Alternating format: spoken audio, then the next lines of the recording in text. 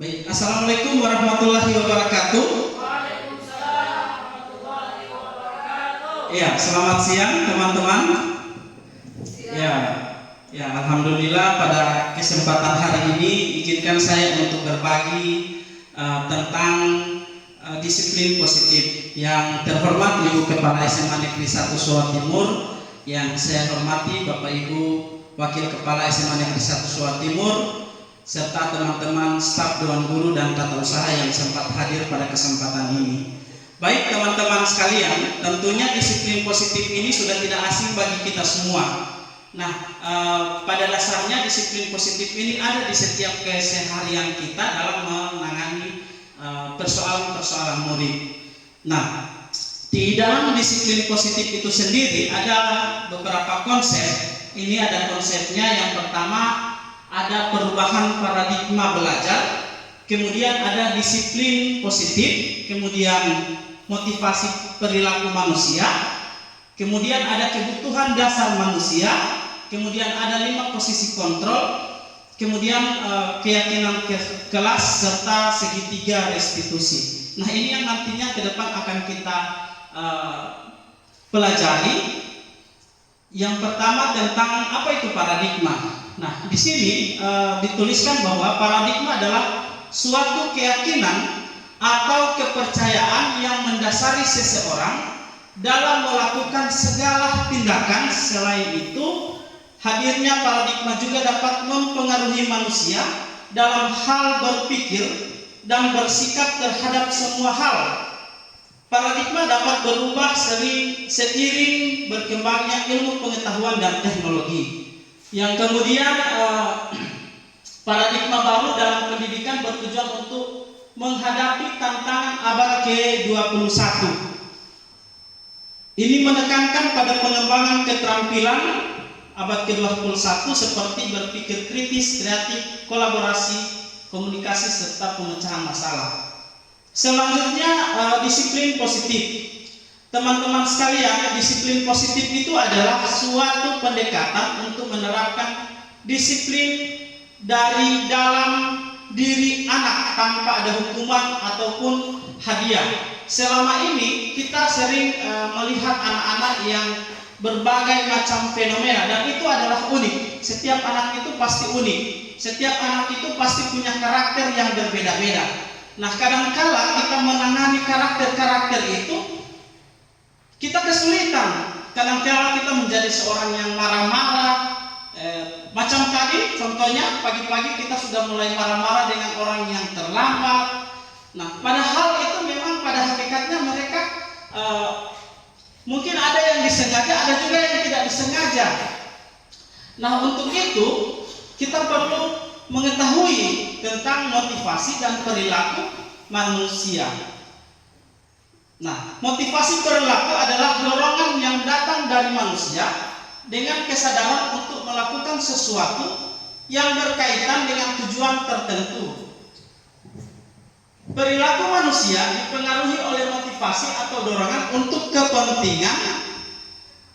kepentingan, kemudian memenuhi kebutuhan dari seseorang atau individu. Nah, ini menurut Diana Gosen dalam bukunya Restitusi, ada 3 motivasi perilaku manusia. Kenapa kita harus mengetahui perilaku manusia? Ini yang memang keseharian kita selalu lakukan, karena kita berhadapan dengan anak-anak, kita berhadapan langsung dengan murid kita itu sendiri. Nah, menurut Diana Gosen, dia menyatakan bahwa untuk menghindari ketidaknyamanan, kadangkala ketidaknyamanan atau hukuman, motivasi perilaku adalah untuk menghindari hukuman dan ketidaknyamanan. Artinya, orang dengan motivasi ini akan bertanya, apa yang akan terjadi apabila saya tidak melakukannya? Biasanya anak-anak itu melakukan sesuatu karena dorong menghindari itu. Mereka menghindari apa? Karena adanya hukuman. Nah, kemudian ketidaknyamanannya, supaya dorong mencari aman, apa yang kita akan sampaikan ke mereka pasti mereka ikuti. Kemudian yang kedua, untuk mendapatkan imbalan atau penghargaan dari orang lain. Orang dengan motivasi ini akan bertanya, apa yang akan saya apabila saya melakukannya. Nah, anak-anak apabila termotivasi dengan yang namanya mendapatkan imbalan atau hadiah, kadang-kala ibu bapak biasanya begini, Nunu, saya mau buat begini, nanti dapat hadiahnya ini. Biasanya kita suka memberi hadiah kepada teman-teman, kepada anak-anak kita, atau kepada murid-murid kita, atau kepada perwalian kita. Nah, motivasi ini merupakan salah satu motivasi yang pada intinya adalah biasanya itu termotivasi karena ada sesuatu yang akan diberikan. Anak-anak akan berubah karena ada sesuatu yang diberikan. Kemudian yang ketiga, untuk menjadi orang yang mereka inginkan dan menghargai diri dengan nilai yang mereka percaya. Dengan motivasi ini akan bertanya akan menjadi orang yang seperti apa bila saya melakukannya. Nah, ini adalah motivasi yang ketiga, orang yang sadar diri. Selanjutnya ada 5 kebutuhan dasar manusia. 5 kebutuhan dasar manusia. Yang pertama, bertahan hidup. Kebutuhan fisiologis dan kesehatan ini yang bertahan hidup. Kemudian kebutuhan makanan, biologis dan reproduksi. Kemudian dengan penguasaan, kebutuhan pengakuan atas kemampuan seseorang.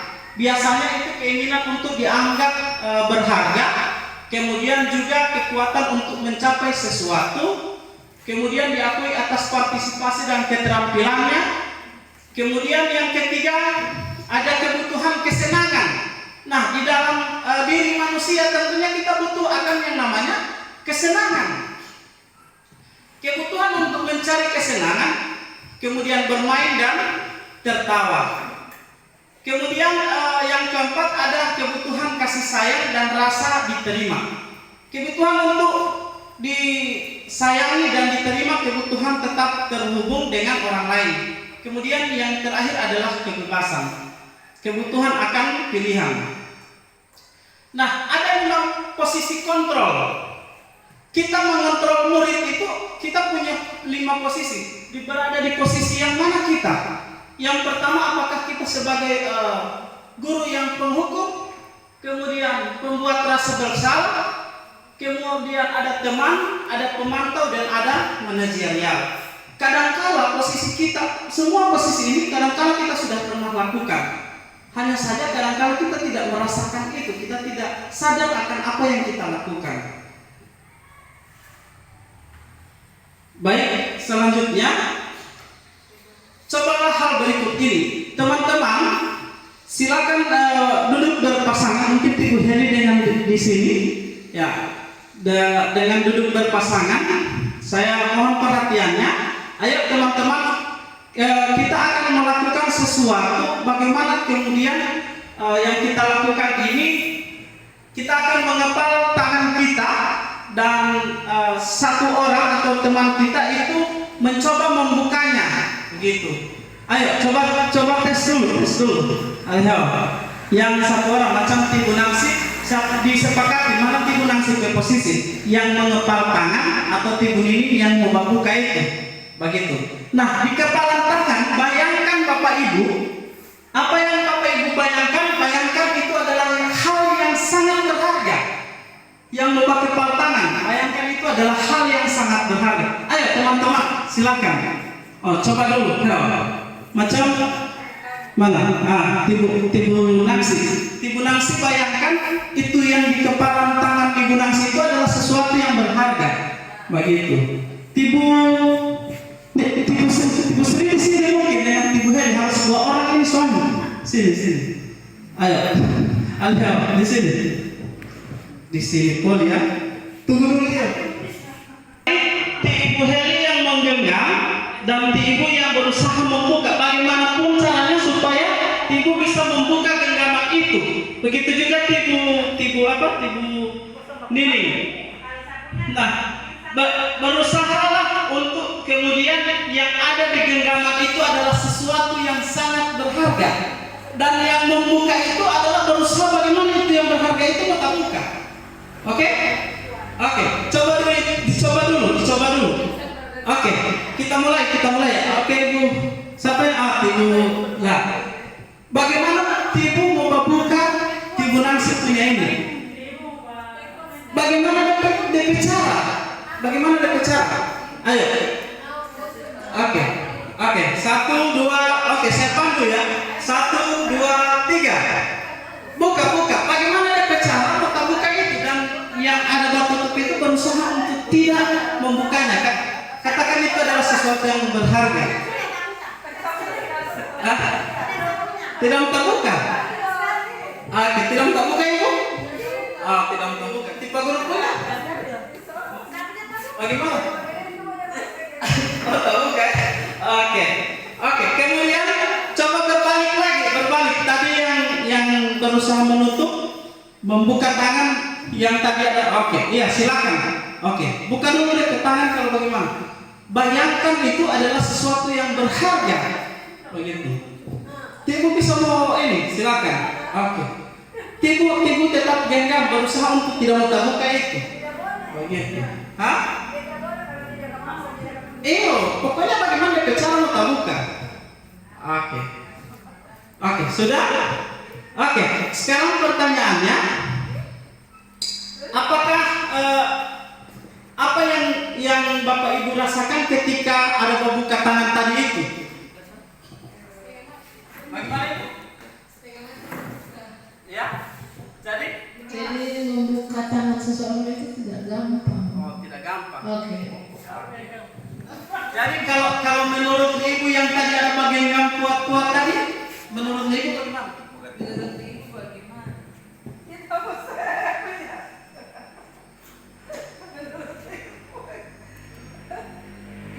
Kenapa tadi pas ada suruh buka ada tabukan di tangan langsung cepat tabukan kenapa?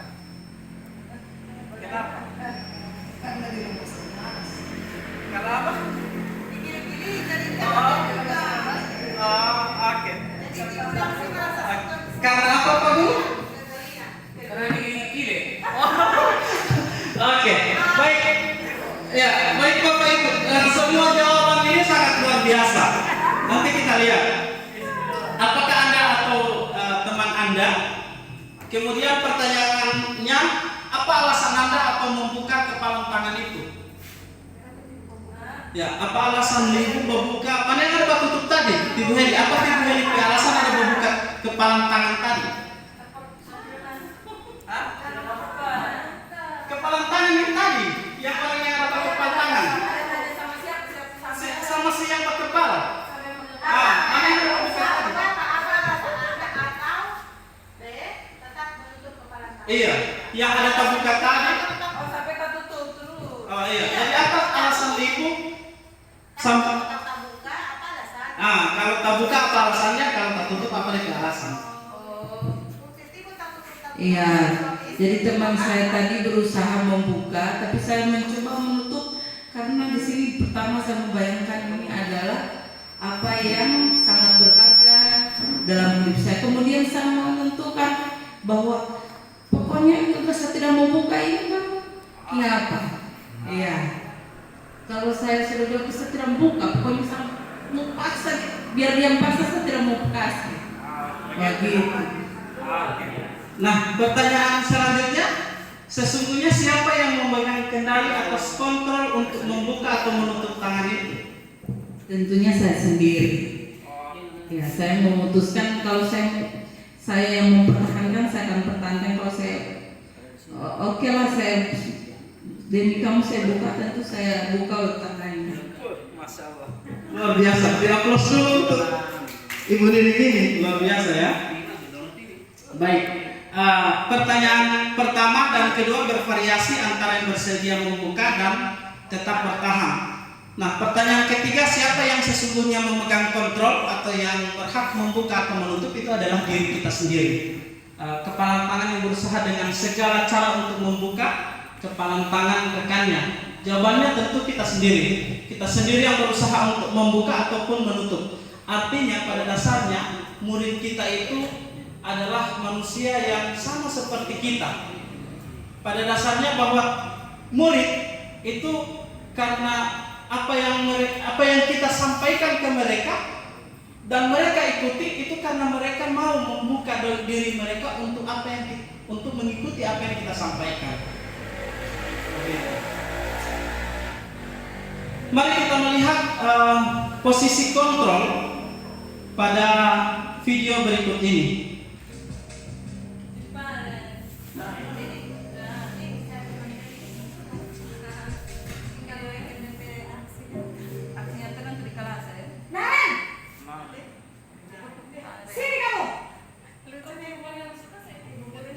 Selamat pagi, Bu. Selalu terlambat. Kamu deh, pasti terlambat. Maaf, Bu. Saya Apa? Apa coba? Alasan kamu apa lagi? Kapan sih kamu tidak terlambat? Malas sekali ya kamu jadi anak. saya Dasar pemalas. Gak kapok-kapok sih kamu. Sudah berapa kali terlambat? Sana, kamu keliling lapangan basket 2 kali. kenapa saya harus keliling lapangan basket, Bu? Kenapa? Kamu melawan ibu? Berani-beraninya jawab. Sudah terlambat, masih berani jawab pula. Sekarang, keliling lapangan basket 5 kali sekalian. Biar kapok. Cepat. Pergi sana ke lapangan basket. Baik, itu cuplikan video tentang murid yang dihukum.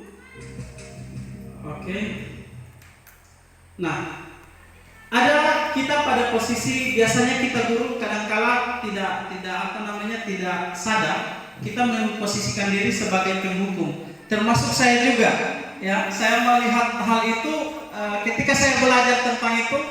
Ternyata kita sering dan banyak melakukan hal untuk menghukum murid. Pada posisi penghukum, seorang menghukum bisa menggunakan hukum fisik maupun verbal. Orang-orang yang menjalankan posisi penghukum senantiasa mengatakan bahwa sekolah memerlukan sistem atau alat yang dapat lebih menekankan murid-murid lebih dalam lagi. Dampaknya apa? Sebagai penghukum, murid jadi pendendam, kadangkala tidak menyukai guru atau mata pelajaran yang ditempuh, Oke, selanjutnya ini ada video lagi, video yang kedua.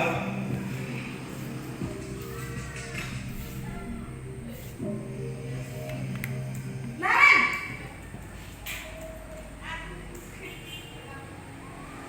Selamat pagi, Bu.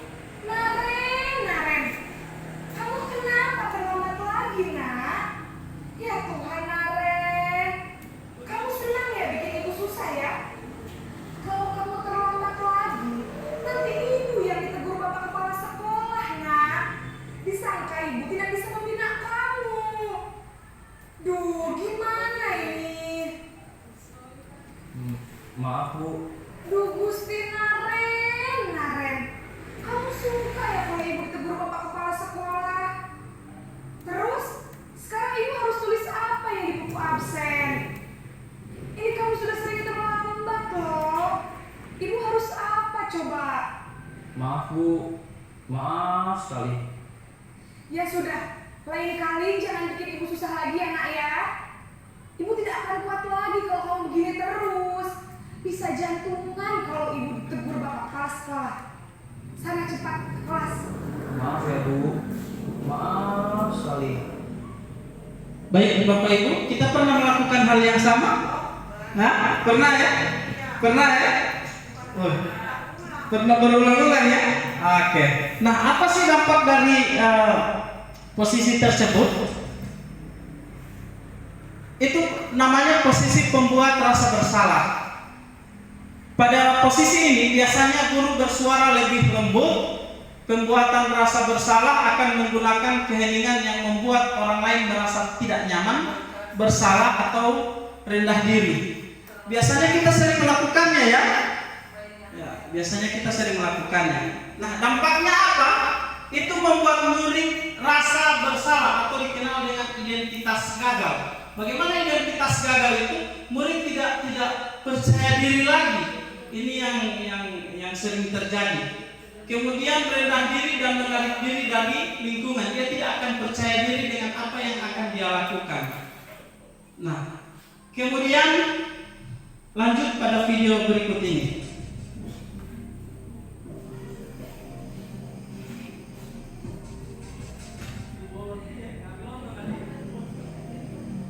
Naren,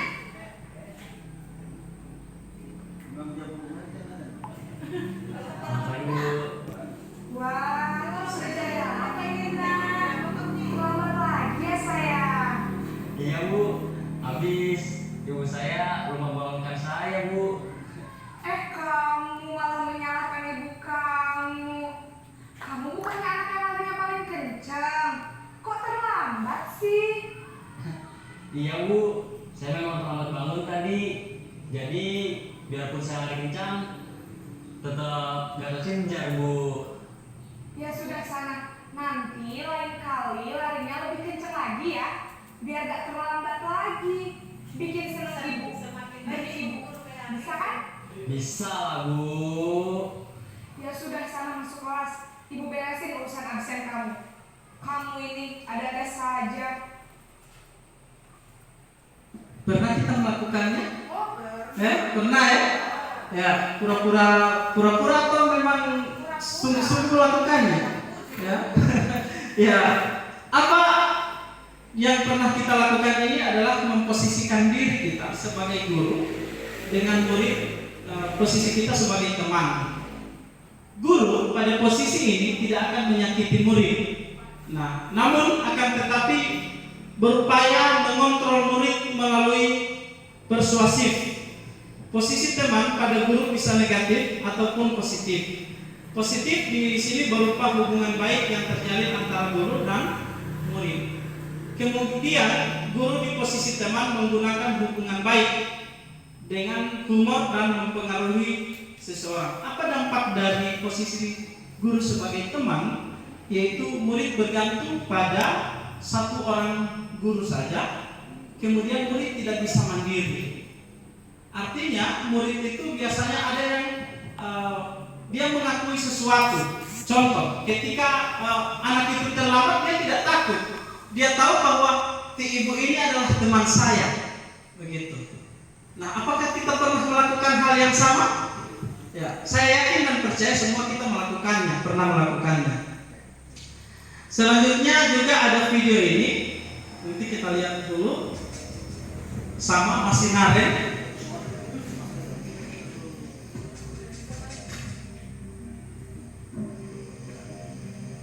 Naren,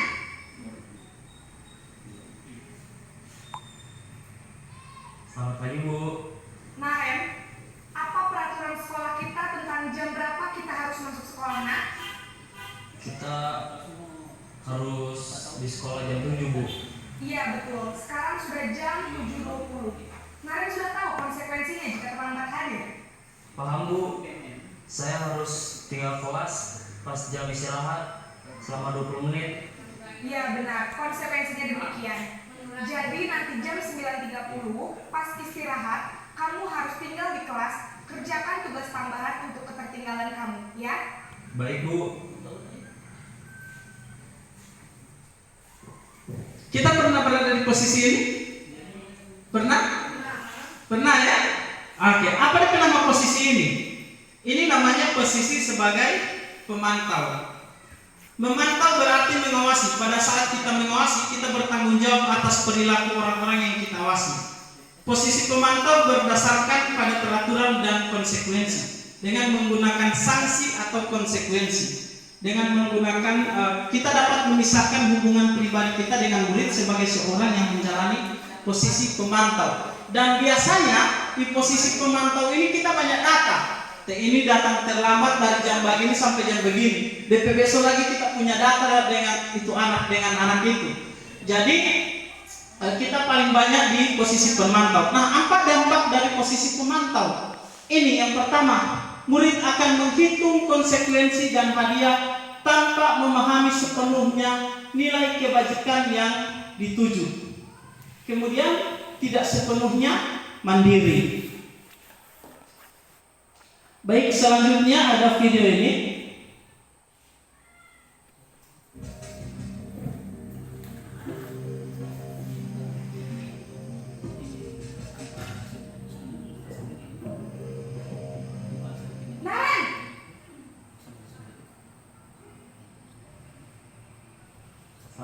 Bu.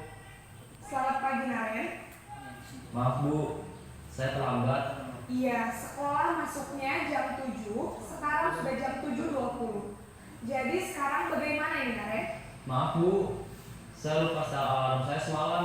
Baiklah, menurut kamu, keyakinan sekolah yang mana yang perlu kamu tingkatkan? Menghargai diri sendiri dan selain Kak Emma ada ibu saya. Baik, jadi yang mengingatkan Naren adalah Kak Emma dan ibu kamu ya? Kira-kira akan mulai setel alarm kapan nih Naren? Setelah pulang sekolah akan segera saya lakukan. Baik, jadi Naren akan setel alarm untuk bangun besok pagi dan akan diingatkan oleh kakak dan ibunda Naren ya. Ada lagi yang mungkin perlu dilakukan Naren agar tidak terlambat bangun lagi.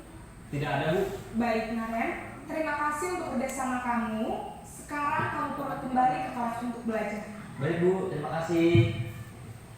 Baik, teman-teman pernah melakukan hal yang sama,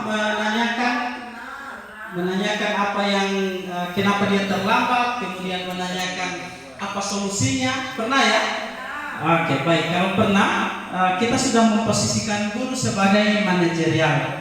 Posisi di mana guru berbuat sesuatu bersama dengan murid, kemudian mempersilahkan murid untuk mempertanggungjawabkan perilakunya, mendukung murid agar dapat menemukan solusi dari atas permasalahan diri sendiri ya, permasalahannya sendiri. Nah, seringkali kita melakukan solusi, tapi dari kita yang melakukan solusi.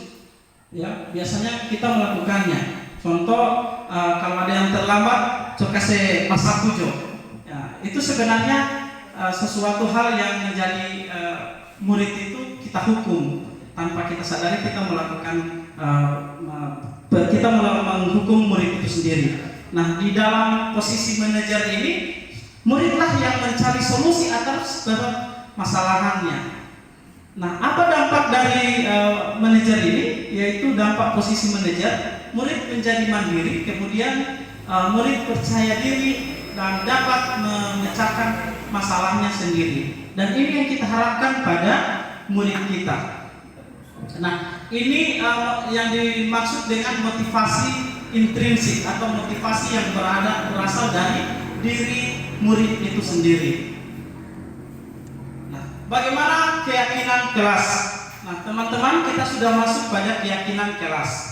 Keyakinan kelas adalah salah satu disiplin positif yang biasa kita terapkan dalam membangun budaya positif di sekolah.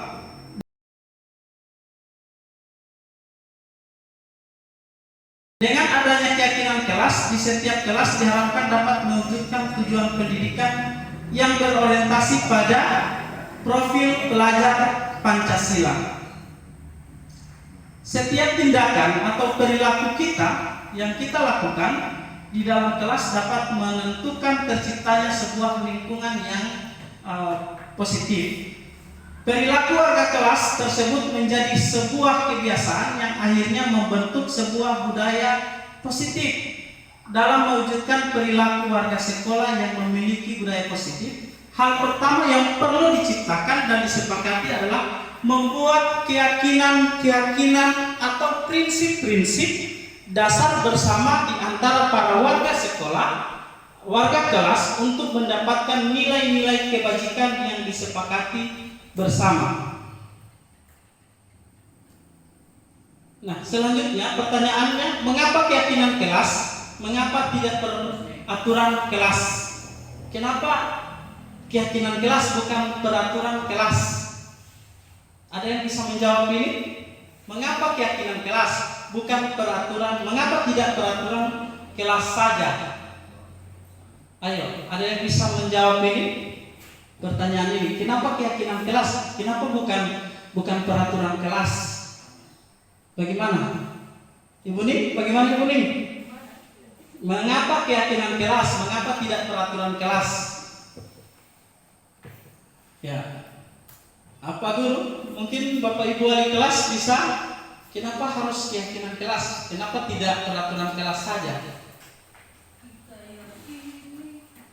Mengapa keyakinan kelas? Mengapa tidak peraturan kelas saja? Ubah konsepnya. Iya. Konsepnya bukan lagi. Bagaimana? Konsepnya untuk manajerial, konsepnya dirubah menjadi peraturan, keyakinan. Nah, maksudnya mengapa dikenal dengan keyakinan kelas, bukan peraturan kelas saja? Untuk Iya. Iya.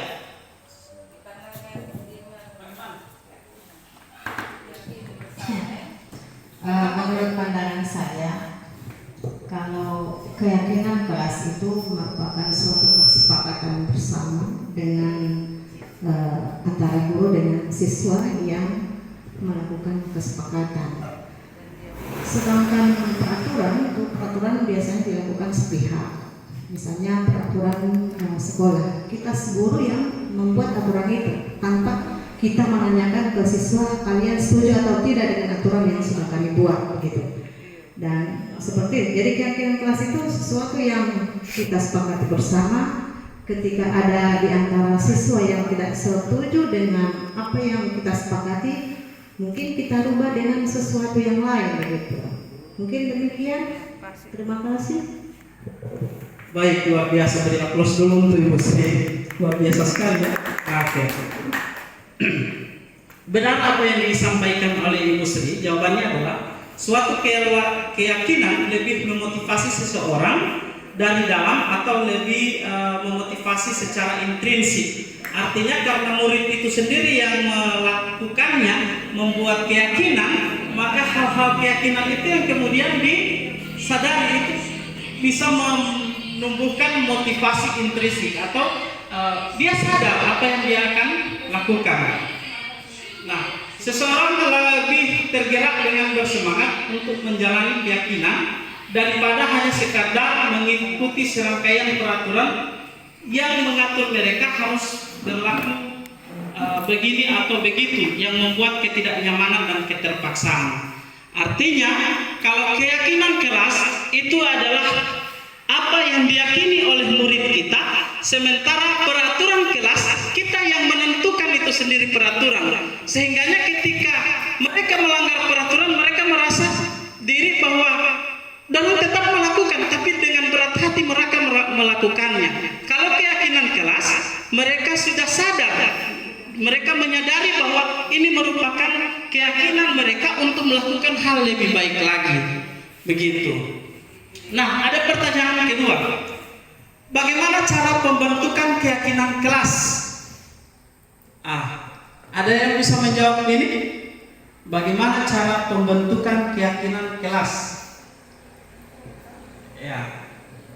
Jadi, bagaimana cara untuk melakukan pembentukan keyakinan kelas? Yang pertama adalah menanyakan kelas impian mereka. Ini saya sudah lakukan.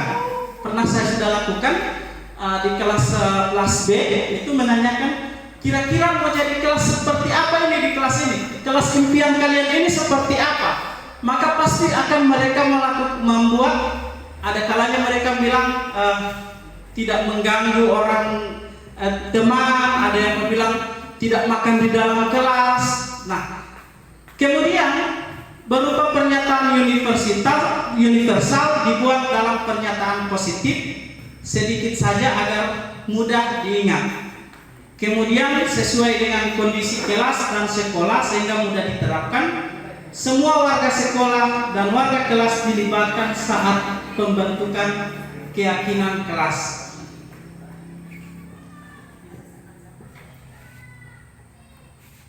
Baik, selanjutnya kita masuk pada segitiga restitusi. Teman-teman, ketika kita menangani siswa yang bermasalah, harusnya kita lewat segitiga restitusi ini. Kalau ada siswa yang bermasalah, kita harus menggunakan segitiga restitusi. Apa itu segitiga restitusi? Suatu proses dialog yang dijalankan oleh guru agar dapat menghasilkan murid yang mandiri bertanggung jawab. Bagaimana itu segitiga restitusi? Saya sudah mempraktekkan. Ini DP video, mungkin ini anak kita. Ini saya sudah lakukan.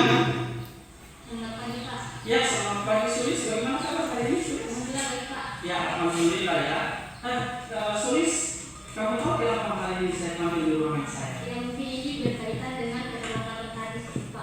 Ya, benar sekali. Tapi kamu kemarin terlambat tidak? Alhamdulillah tidak, Pak. Ya, berarti tidak terlambat ya. Iya. Semua orang pernah melakukan kesalahan sulit termasuk saya. Namun setiap tindakan pasti ada alasannya. Ya, jadi kira-kira kenapa kamu tadi terlambat?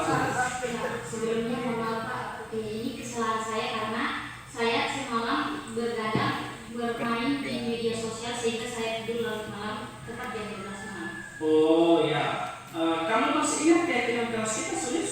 Iya, Pak. Ya, kalau masih ingat kira-kira apa saja keyakinan kelas kita sulit? Tentang kedisiplinan, kelembagaan dan tentang kerahasiaan. Ya, benar sekali. Masih banyak lagi ya. Ya. Tapi kamu tahu tidak apa yang kamu langgar terkait keyakinan kelas kita? Ya, ini terkaitan dengan keterlambatan saya, Pak. Ya, betul sekali ya. Sulis, kira-kira kalau kamu terlambat, apa sih yang kamu akan lakukan ke depan? Kedepannya saya berusaha untuk tidur lebih awal sehingga saya tidak akan terlambat lagi dan untuk untuk ketertinggalan selesai ini akan saya usahakan saya kerjakan hari ini sehingga besok akan saya akan sebelum akhir pagi. Ya, terima kasih Sulis kalau seperti itu. Ya, baik. Saya apresiasi tanggung jawab kamu, boleh kembali istirahat ya Sulis. Ya. Baik, pernahkah kita merestitusi murid? Ya, menyelesaikan masalah dengan 3 tahap restitusi. Memvalidasi ini saya ini yang pertama menstabilkan identitas. Bagaimana menstabilkan identitas itu? Nah, berdasarkan prinsip membuat kesalahan dari bagai adalah bagian dari proses pembelajaran. Kadangkala anak-anak kita tidak stabilkan, kalau ada yang makalai, kalau ada yang bermasalah, mereka datang pasti kita langsung marah-marah ya biasanya. Lo malah ikut terlambat. Kenapa kau ini terlambat? Kenapa kau ini? Kita tidak menstabilkan emosi murid. Harusnya kita menstabilkan dulu emosi murid dengan cara ini, menstabilkan identitasnya. Ya, kalau ada yang makalai biasanya kan kita langsung marah-marah ke dua pihak. Nah, jadinya apa? Jadinya babaku bantah itu, ya. Jadinya babaku bantah. Nah, menstabilkan identitas, berbuat salah itu apa sih? Jadi bagaimana kata dari menstabilkan masalah? Identitas. Berbuat salah itu wajar. Kita harus mengakui murid bahwa berbuat salah itu wajar. Namun tidak ada manusia yang sempurna. Kemudian juga temanmu juga pernah melakukan itu. Ibu bapak tidak mau mencari siapa yang salah, tapi ingin mencari solusi dari permasalahan ini. Kita tidak perlu mencari-cari, kau yang salah, kau yang salah. Tidak perlu melakukan hal yang seperti itu. Ya, karena semua orang pernah melakukan salah, termasuk kita semua. Ya, hanya saja kadang-kala ketika kita ada siswa yang bermasalah, kita bawaannya langsung marah-marah ya, Bapak Ibu. Bioti kau ini kuat terlambat lagi. Masya Allah, luar biasa sekali. Nah, kemudian restitusi yang kedua adalah validasi tindakan yang salah. Berdasarkan prinsip setiap perilaku berupaya memenuhi suatu kebutuhan tertentu. Apa percakapan yang tadi? Kamu pasti punya alasan mengapa melakukan hal itu. Pertanyaannya biasanya anak-anak yang terlambat langsung kita marah-marah. Kau ini terlambat, kita tidak stabilkan dulu dia, kemudian kita tidak validasi, kita tidak tanya kenapa kau ini terlambat. Ada yang terlambat, memang kasihan juga. Saya sudah melakukan ini. Ada beberapa orang yang saya mencoba untuk melakukan restitusi. Saya selesaikan dengan cara restitusi. Ketika saya tanya, kenapa kau terlambat hari ini? Ternyata ada alasan. Pak Guru, saya itu tadi malam saya itu tadi pagi Pak Guru tidak dapat bentor. Saya PAD langsung naik saya motor. Sehingga saya tunggu bentor ada lama sekali. Nah, kalau kita bawa anak langsung marah-marah, pasti tidak ada yang namanya validasi tindakan ini. Dan kita sering melakukan hal yang seperti itu. Kemudian yang ketiga, menanyakan keyakinan kelas. Nah, keyakinan kelas itu penting karena apa, Bapak Ibu? Karena keyakinan kelas itulah yang kemudian menjadi pedoman bagi diri siswa untuk merubah dirinya supaya lebih baik.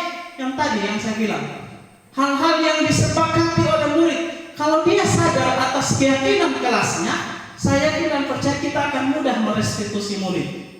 Kita yakin, dan saya sudah mempraktekkan selain di video tadi itu, saya sudah mempraktekkan secara pribadi. Beberapa orang saya panggil, biasanya saya tangani, saya tanya, oh ternyata punya masalah. Dan murid itu pasti punya masalah yang berbeda. Kadangkala mereka di rumah ada masalah, sampai di sekolah lagi bermasalah dengan guru.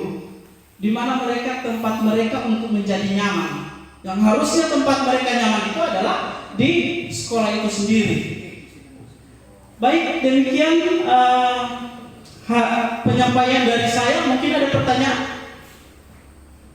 Ya, baik, kalau tidak ada pertanyaan, demikian. Terima kasih. Assalamualaikum warahmatullahi wabarakatuh.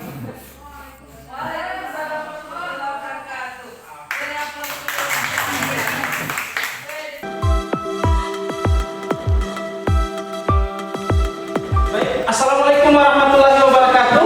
Waalaikumsalam warahmatullahi wabarakatuh. Ya, selamat pagi. Bagaimana kabar hari ini? Baik. Alhamdulillah baik. Ada yang kurang sehat? Ya. Semua ya? Ya. Alhamdulillah kalau sehat semua ya. Alhamdulillah kalau adik-adik sehat semua. Ya, itu yang patut kita syukuri. Karena atas izin dan karunia-Nya Tuhan Yang Maha Esa, maka kita diberikan kesehatan, kekuatan sehingga kita dapat bertemu, bertatap muka di kelas ini pada mata pelajaran sejarah. Ya, sebelum saya melakukan pembelajaran sejarah ke depan, saya ingin bahwa kita memiliki yang namanya kesepakatan kelas. Nah, tujuannya apa? Tujuannya supaya adik-adik dapat melakukan hal-hal yang baik, kemudian kelas yang kalian impikan seperti apa. Ya, jadi sebelum saya memulai kita membuat kesepakatan kelas itu sendiri, saya perlu tahu kira-kira bagaimana kelas impian Anda, kelas yang kalian ingin itu seperti apa. Oke, silakan angkat tangan. Jadi menurut kalian kelas yang bagaimana yang kalian impikan? Oke, silakan. Jadi menurut saya kelas yang saya inginkan, dan mungkin teman-teman yang juga menginginkan hal tersebut, kami menginginkan kelas yang bersih, fasilitas memadai, dan yang paling penting adalah kertas yang rapi dan memiliki hiasan-hiasan yang menambah daya tarik untuk belajar. Oke, bagus. Beri aplaus. Selain itu ada mimpi seperti apa untuk kelas ini? Kelas ini dijadikan menjadi seperti apa? Ayo. Ayo silakan. Selain tadi ada yang bisa memberikan atau menceritakan kelas impianmu seperti apa? Oke, baik. Tidak ada ya, sudah diwakili oleh Ion ya. Oke, baik. Kalau sudah diwakili oleh Ion, nah adik-adik punya ide tidak untuk melakukan kesepakatannya untuk mewujudkan mimpi kelas itu? Tentunya ada ya. Kalau ada, coba dibuat, ditulis dulu hal yang harusnya adik-adik akan lakukan ke depannya. Hal-hal apa sih yang harus membuat ke depan? Apa sih yang harus kita akan jadikan kelas ini lebih baik? Oke? Ya. Silakan tulis impianmu seperti apa untuk kelas ini.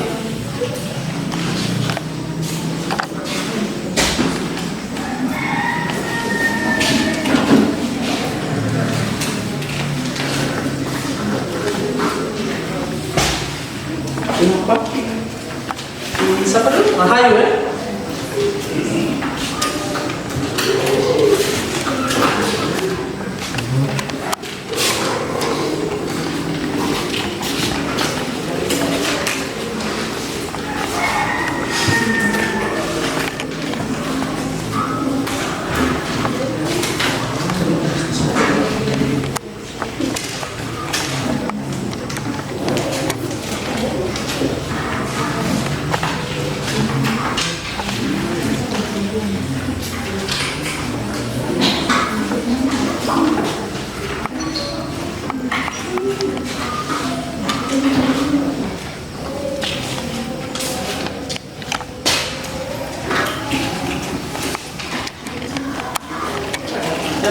Bisa.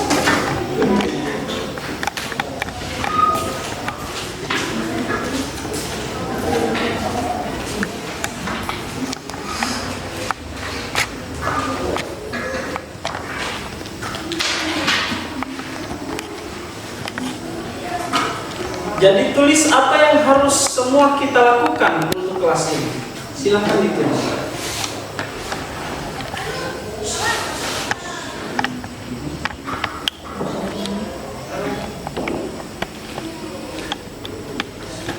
Kalau sudah bisa ditempel di sini, yang sudah tulis di sini, ditempel di sini.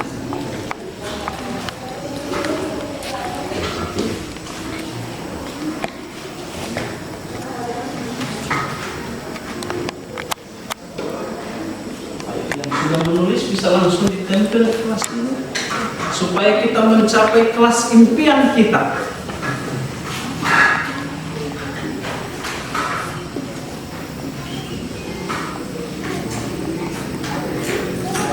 Tulis saja.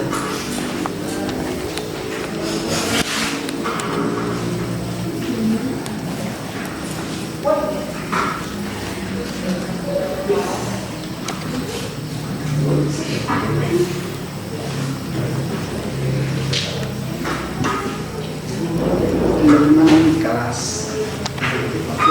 Jadi apa yang harus kamu lakukan untuk kelas ini? Oke, jadi silakan ditulis.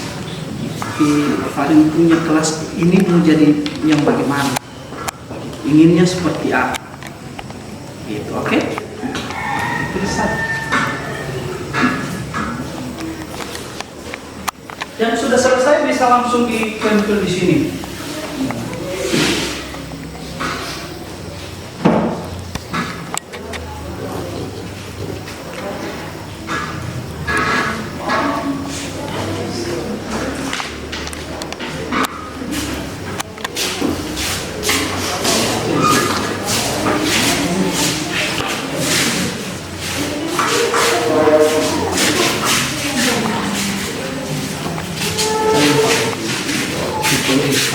Tidak harus semester, yang boleh saya baca.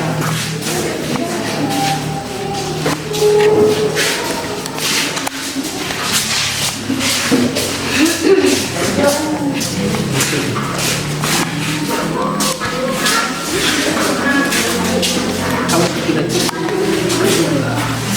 susah tahu masa. Ayo, yang lain.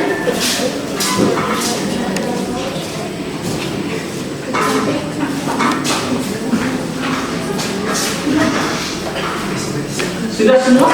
Masih ada yang belum? Silakan. Langsung ditempel saja.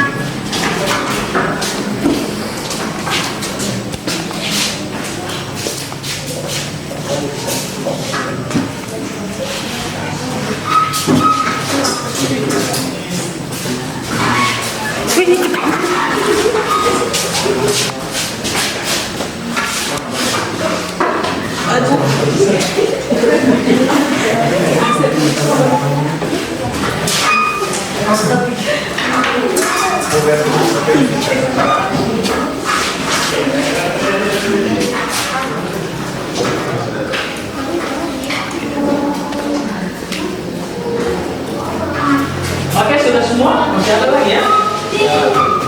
Masih ada lagi. Sabar. Menunggu teman yang maksud ditempel-tempel saja di sini. Sudah semua? Oh, masih ada lagi ya?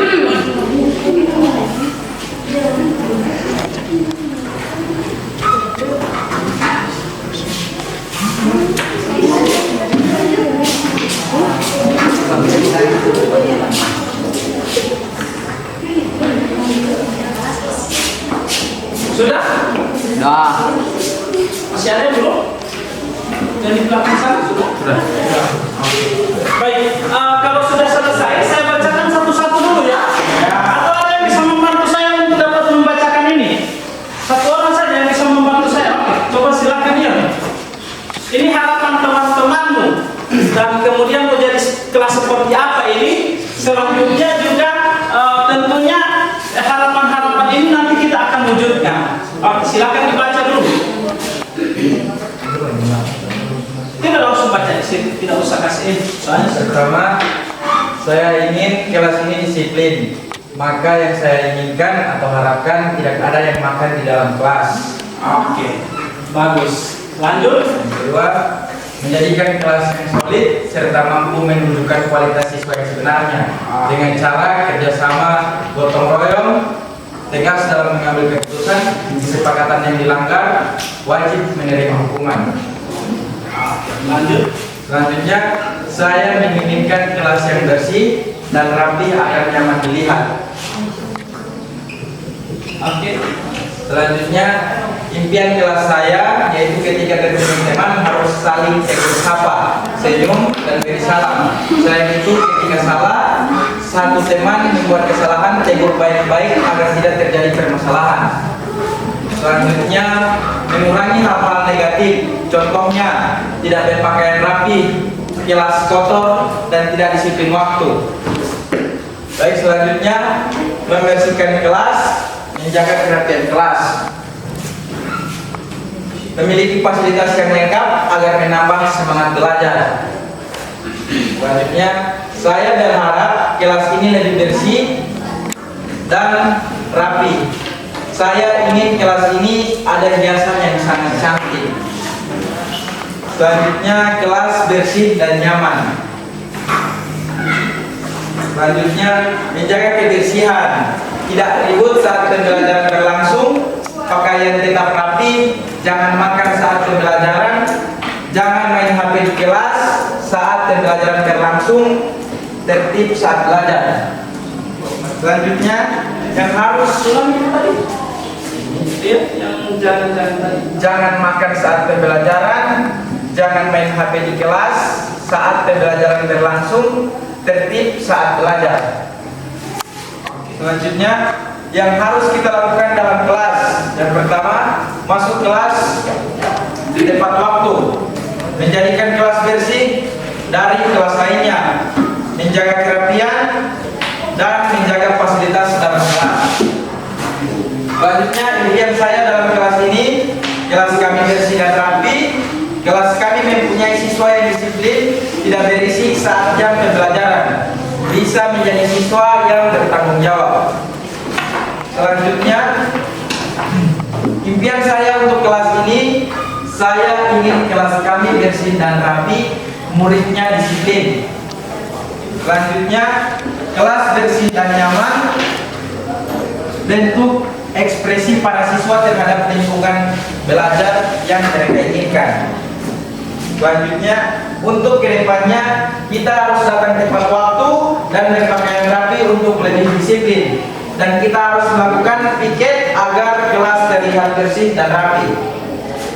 Selanjutnya, yang saya inginkan dari kelas ini yaitu kedisiplinan, karena saya perhatikan masih ada beberapa siswa yang sering terlambat dalam mengikuti pembelajaran, berusaha menyelesaikan tugas secara mandiri tanpa mengganggu teman dalam menyelesaikan tugasnya, serta mengurangi berkata-kata yang tidak baik kepada teman yang lainnya, dan masih banyak lagi, tapi tidak muat.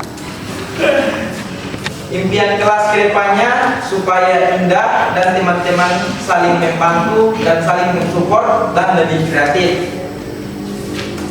Selanjutnya, yang paling terakhir, impian kelas ke depan harus bersih kelas.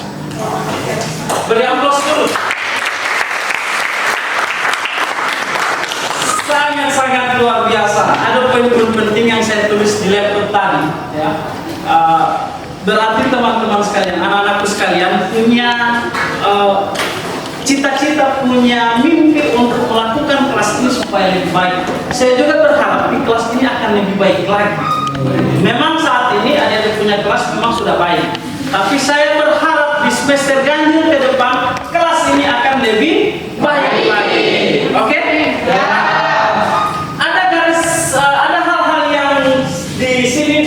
tuliskan adalah salah satu yang perlu kita diskusikan bersama.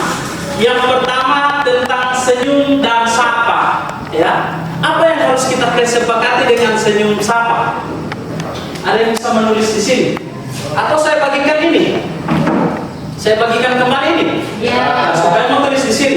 Tentang senyum dan sapa itu yang bagaimana? Oke? Apakah harus jalan-jalan kemudian ketemu dengan sesama teman harus senyum dan menyapa? Begitu? Itu yang ingin kalian lakukan? Hello, itu yang kalian ingin lakukan? Ya. Bagaimana dengan orang yang tidak lewat-lewat saja, berjalan terus saja, tidak ada senyum, tidak menyapa? Apa konsekuensi yang harus kita sepakati? Hah? Apa yang harus kita sepakati? Untuk itu nanti saya bacakan, kemudian harus ada yang apa yang harus kita sepakati ditulis di sini. Oke? Ini semua di sini semua saya sudah salin dari tadi. Saat dibaca saya sudah ketik. Kemudian ada kan kata berulang, contoh rapi. Ada beberapa orang yang menulis rapi, jadi tidak mungkin saya mau tulis lagi ulang rapi. Oke? Jadi itu yang harus saya bagikan lagi kembali, ya, teman-teman. Langsung di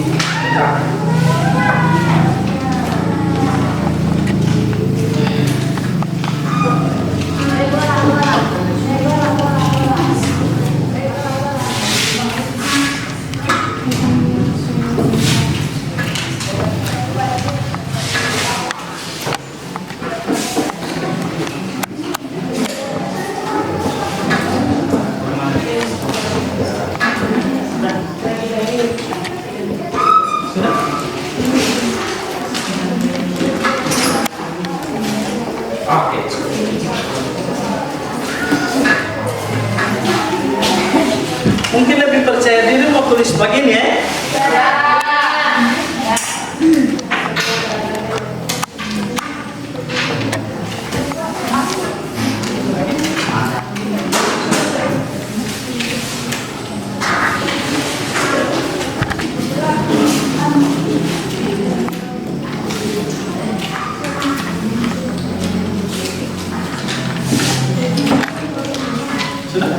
Oke.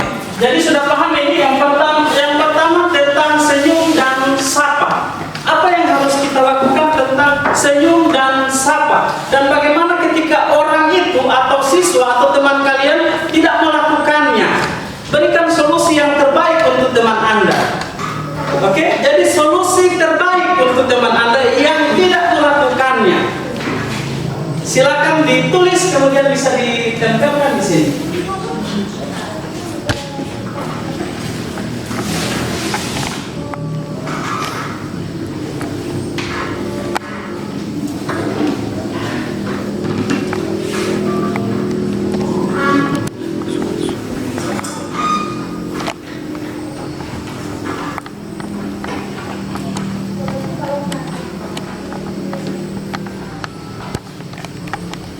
Oke?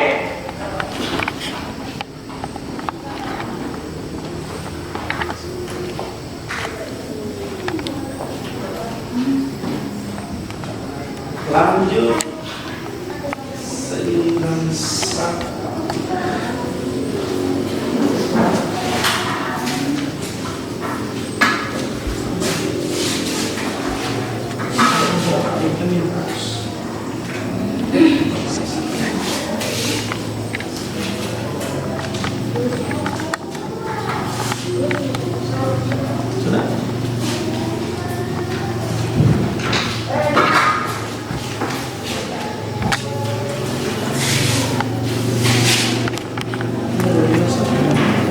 Harus datang lebih cepat atau petugas kelas menyapu sepulang sekolah agar besok tidak terburu-buru. Kerapian pakaian, kita harus menegur jika ada yang tidak berpakaian rapi.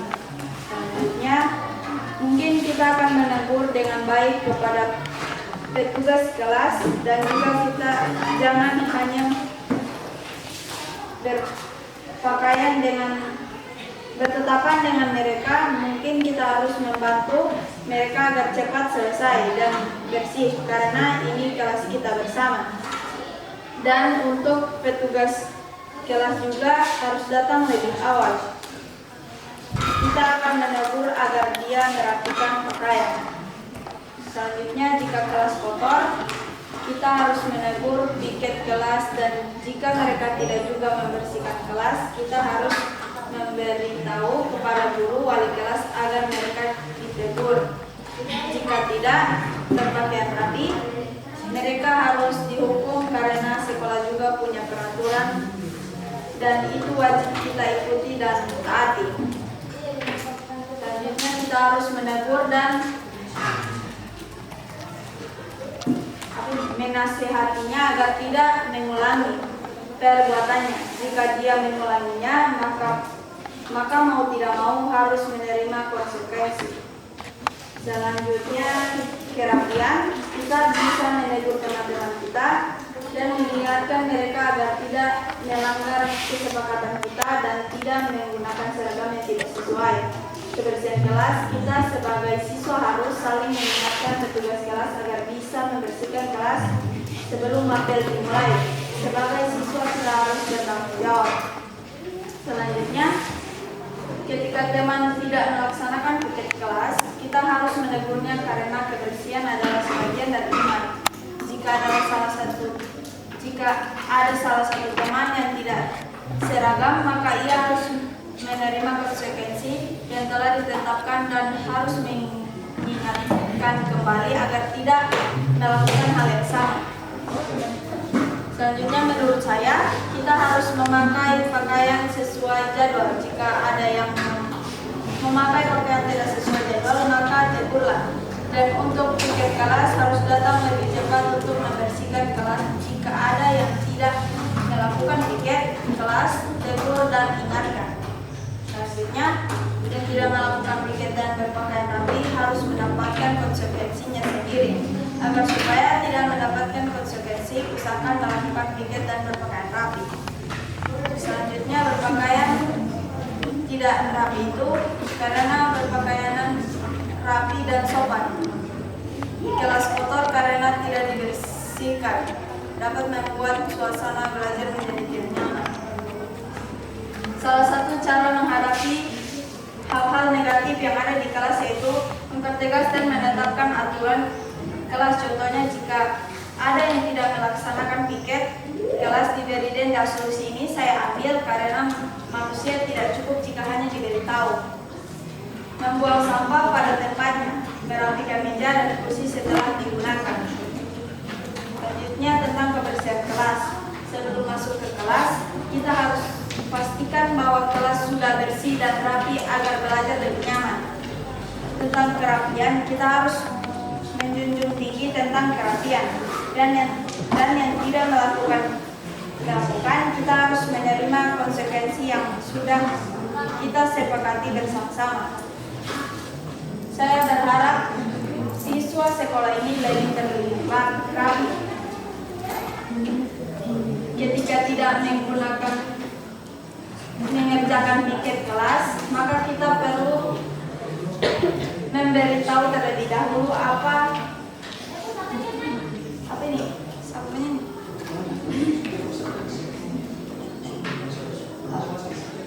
Tidak mengerjakan piket jika ada sangat lanjut, bekerja bersama-sama agar kelas terlihat bersih dan rapi. Petugas kelas yang tidak berpiket itu bekerja jam kedua. Jika seorang teman tidak berpakaian rapi, kita harus menegur karena masih berada di lingkungan sekolah. Jika kelas kotor, saat pembelajaran akan sangat mengganggu. Jadi solusi yang tepat saat sebelum memulai belajar, kita harus membersihkan kelas. Selanjutnya, ketika ada teman yang tidak berpakaian rapi, kita sebagai teman memberitahukannya dengan cara baik-baik, tapi kembali lagi pada teman tersebut mau mendengarkan atau tidak. Dan untuk kebersihan kelas, ketika petugasnya tidak melaksanakan piketnya, maka kita sebagai teman berusaha membantu petugasnya agar tidak ada yang saling menyalahkan. Intinya, kita sadar diri, kita sama-sama 11B, sama-sama satu kelas, jadi usahakan saling membantu. Oke, beri aplaus.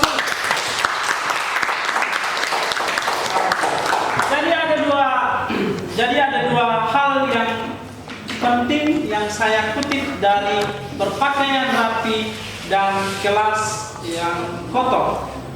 Kalau berpakaian rapi itu ada saling mengingatkan. Jadi semua teman-teman berhak untuk mengingatkan yang bersangkutan. Sepakat ini ya? Saling mengingatkan dengan menggunakan bahasa Indonesia yang baik dan benar. Agar apa? Agar tidak merasa teman yang diingatkan tidak merasa juga tersinggung. Dan usahakan juga untuk teman yang diingatkan itu usahakan juga jangan marah, karena ada teman Anda yang peduli dengan Anda untuk mengingatkan. Kemudian juga diberi sanksi. Nah, kalau sanksi kira-kira siapa yang tepat bagi orang yang tidak rapi pakaiannya? Di sini ada diberi sanksi. Kemudian ada solusi lain juga, ada menempelkan jadwal pakaian di kelas. Jadi mungkin membuat jadwal pakaian hari Senin apa Selasa. Sepakat itu? Membuat jadwal pakaian. Jadi di kelas harus ada jadwal pakaian ya. Hari Senin menggunakan apa, hari Selasa menggunakan apa. Kemudian ada denda untuk kerapian. Nah ini kalau denda komunikasi dengan guru yang menyimpan HP tadi, kiranya boleh menggunakan itu HP. Boleh begitu? Boleh. Oke.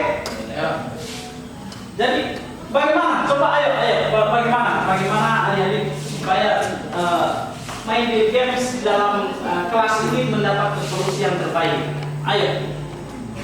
Silakan. Tadi saya sudah mengarahkan begitu. Jadi kalau menurut adik-adik seperti apa? Ya? Halo? Hai. Jadi kesimpulannya bagaimana? Ada yang bisa menyimpulkan? Jadi ada sedikit kesimpulan dari saya. Ketika kedapatan bermain game di dalam kelas dan kebetulan masih pada saat jam pertama 2 dan 3. Nah, otomatis masih ada jam-jam selanjutnya. Ketika HP kesepakatan kan HP akan disimpan oleh guru.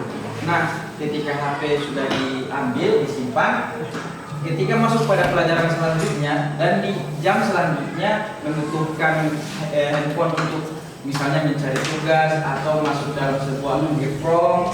Jadi kita membutuhkan HP tersebut dengan catatan guru mata pelajaran pada saat jam 4, 5, dan 6 membawa murid yang HP-nya disimpan kepada guru yang menyimpan HP tersebut untuk diberikan izin memakai HP tersebut dalam waktu sekian.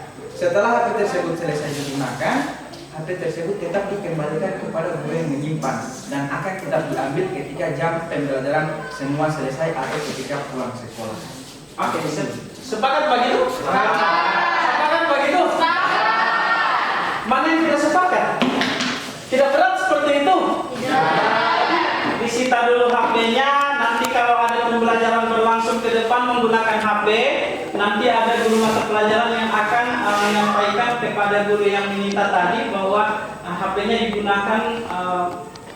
digunakan pada proses pembelajaran, itu bisa diberikan. Ya, baru kemudian dikembalikan lagi kepada guru yang meminta itu nanti setelah pembelajaran pulang sekolah itu diambil. Oke, dengan surat mungkin dengan tidak mengulangi lagi itu ya. Boleh? Boleh. Oke, kalau sepakat terima kasih. Lanjut. Itu tentang jangan main HP di dalam kelas. Selanjutnya ada lagi yang tadi? Apa tadi yang mungkin tidak ada, sudah sepakat ya? Tidak apa-apa ini. Ya, jangan sampai ini memberatkan, dan ini saya akan jalani ketika ke depan, semester-semester ke depan ketika adik-adik duduk di kelas ya 12 nanti. Oke? Jadi pikir-pikir bagus-bagus. Kemudian selanjutnya masih ada jangan makan saat pembelajaran. Oke, jangan makan saat pembelajaran. Prosesnya seperti apa?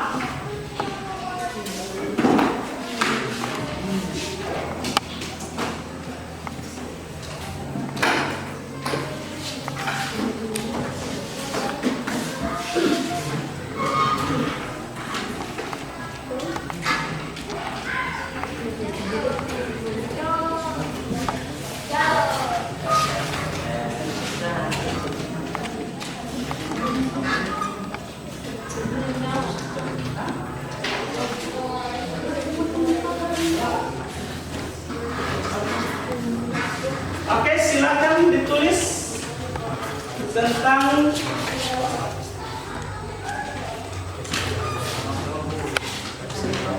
dilarang makan di dalam kelas. Solusinya apa?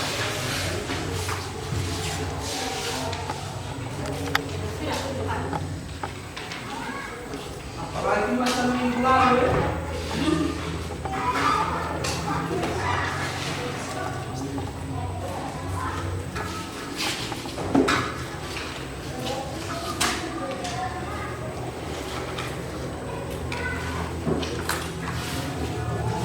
Sudah?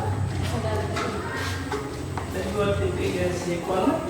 Jangan pakai dalam kelas apa-apa. Kemudian lanjut lagi ada tentang jangan terlalu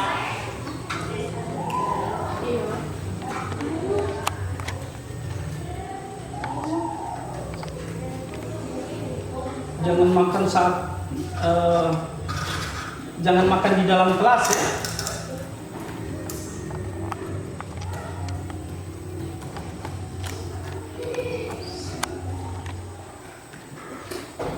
Sudah cari solusinya, jangan makan di dalam kelas atau saat pembelajaran berlangsung.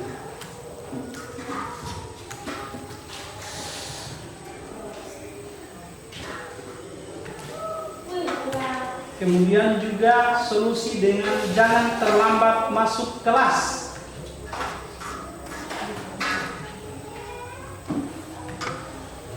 Biasanya habis istirahat itu terlambat masuk kelas. Jadi carikan solusi. Sudah? Jangan terlambat masuk kelas, tulis. Hah? Tidak pas. Yang jangan terlambat masuk kelas bisa dipadatkan tulisannya supaya sticky note-nya bisa muat.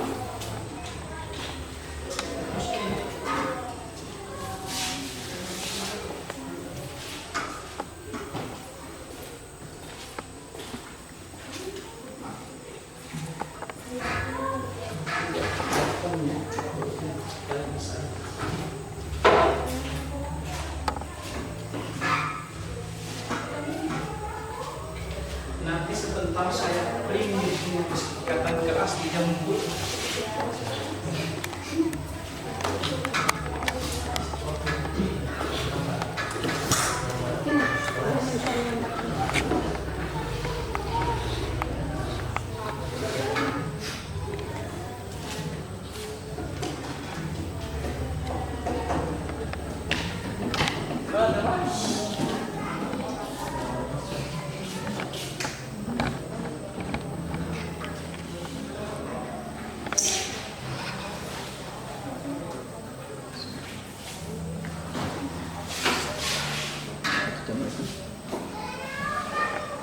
Langsung cas lagi tidak boleh. Lagi cas di situ. Nanti yang beda sama tidak.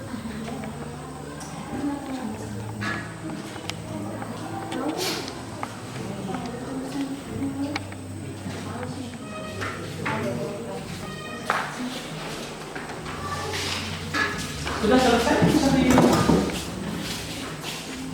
di sini. Ya.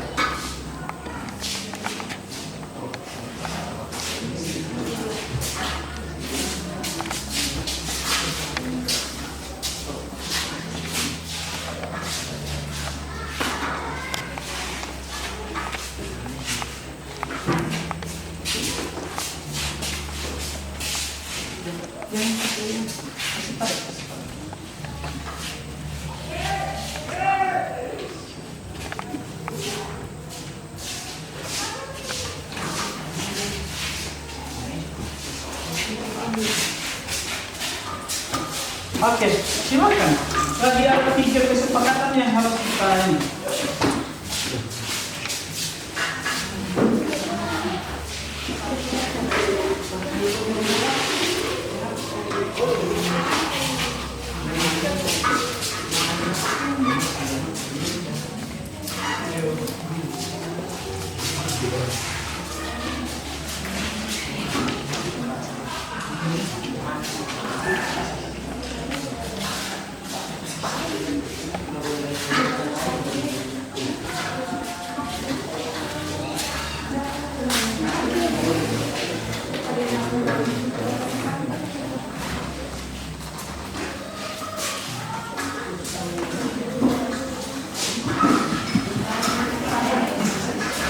Sudah semua?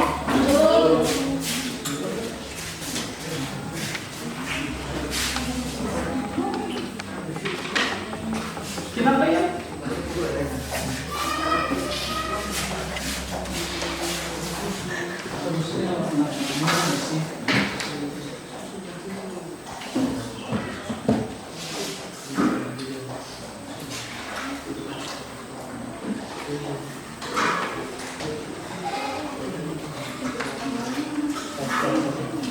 Ada lagi, ayo bisa di ayo.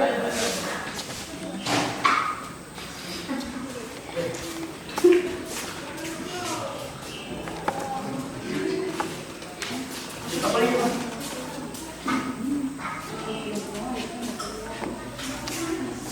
Ayo.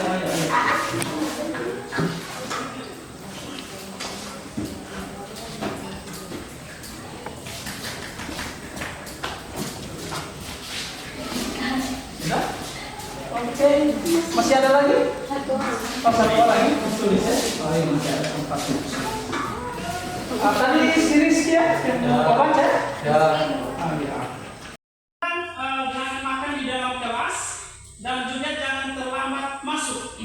Yang pertama, untuk jangan makan di dalam kelas itu terdiri dari beberapa item yang perlu kita yakini dan insya Allah kita akan sepakati. Yang pertama, menggunakan waktu istirahat dengan baik. Sepakat? Sepakat. Menggunakan waktu istirahat sebaik mungkin. Oke. Yang kedua, harus sarapan dari rumah. Oke? Oke.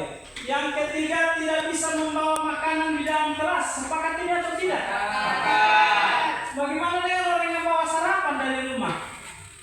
Bisa, tapi makan baik jam sekarang. Tapi disimpan dulu. Nah, berarti menyimpan makanan dulu ya. Oke. Kemudian berarti di sini tidak bisa membawa makanan di dalam kelas. Kita revisi menjadi apa? Menyimpan makanan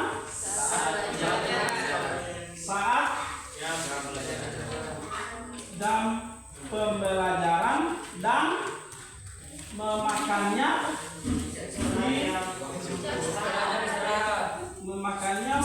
saat istirahat di dalam kelas atau di mana?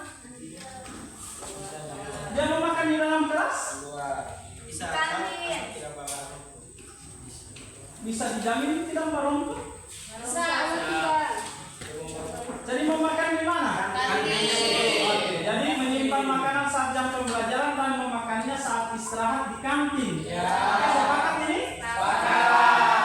Oke.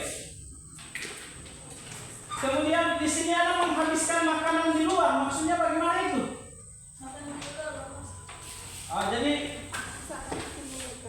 Jadi tidak membawa sama dengan tidak membawa makanan ya dalam kelas. Oke. Menyimpan makanan sama juga tadi.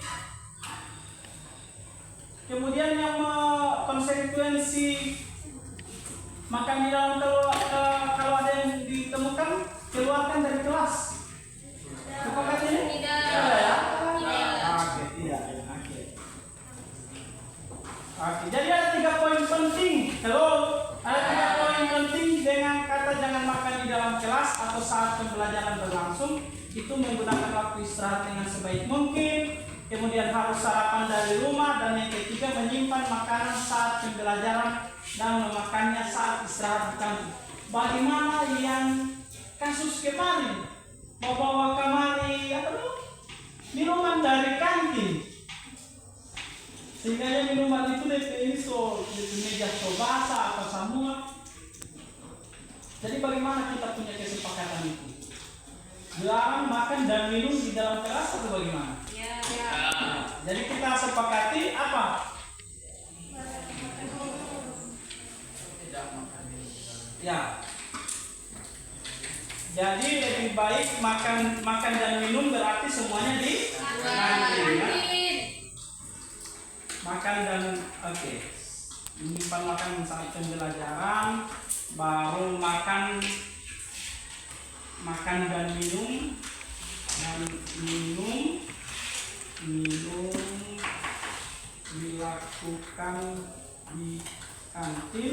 saat istirahat berlangsung ya. Oke. Kemudian jangan terlambat masuk kelas. Biasanya habis istirahat itu sering terlambat. Ya, guru mata pelajaran kalau habis istirahat ation sampai 20 menit, 15 menit pokoknya terlambat masuk kelas. Apa yang kita sepakati? Ya di sini ada 3 poin penting, 4 poin penting diingatkan untuk tidak terlambat. Sepakat? Sepakat. Jadi mengingatkan ya? Ya. Oke. Kemudian menerima sanksi. Sanksinya apa? Saya berharap menerima sanksi sih sepakat. Atau ada pikiran lain?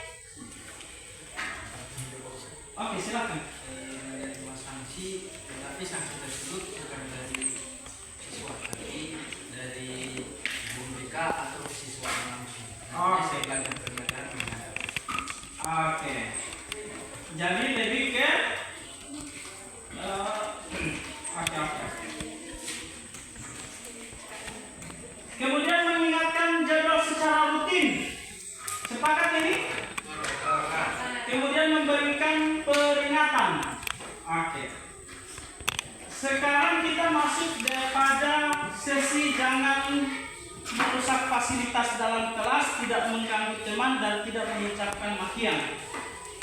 Sesi ini saya berharap untuk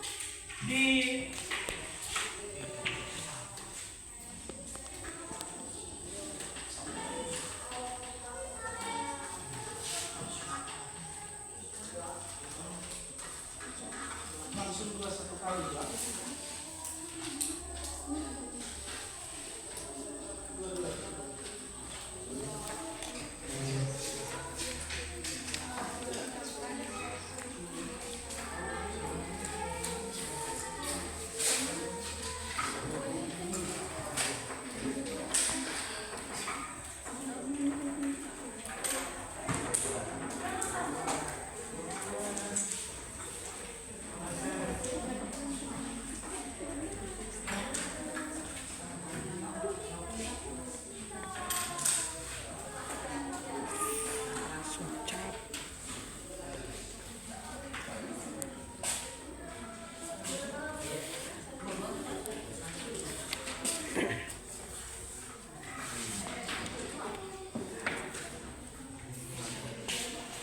Dua.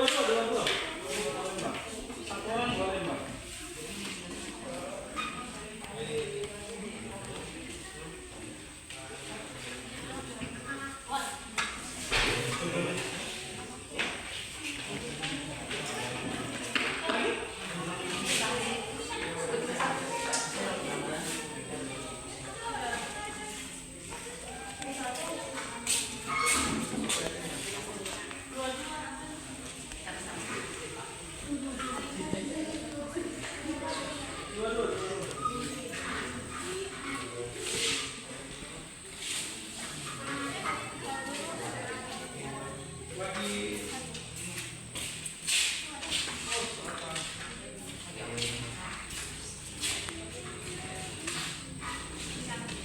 Oke, silakan ditulis. Berikan solusi tentang jangan merusak fasilitas di dalam kelas. Oke, tulis dulu jangan merusak fasilitas di dalam kelas. Apa-apa yang perlu kita sepakati.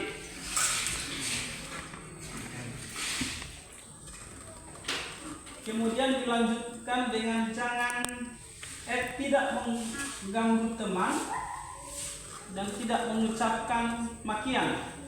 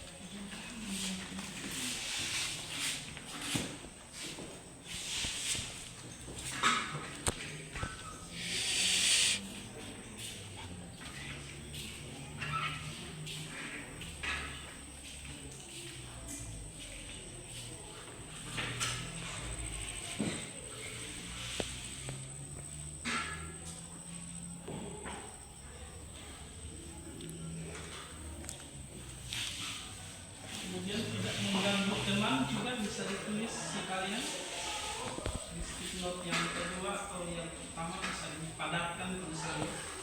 Kemudian tidak mengucapkan makian. Tulis.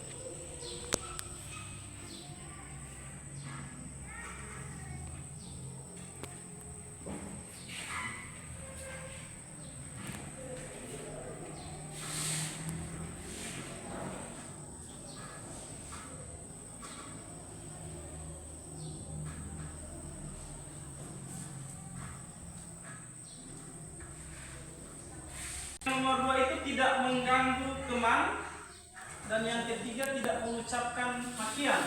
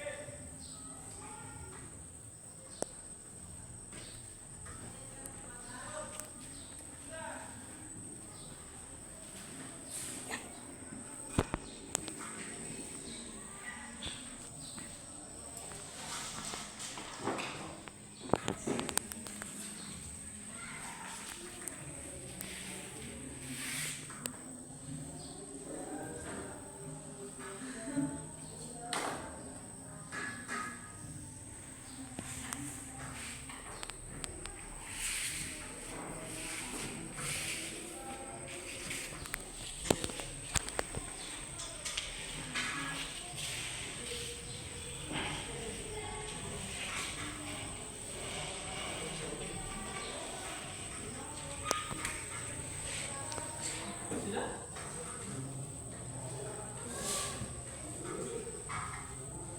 Yang ketiga itu tidak mengucapkan kata makian.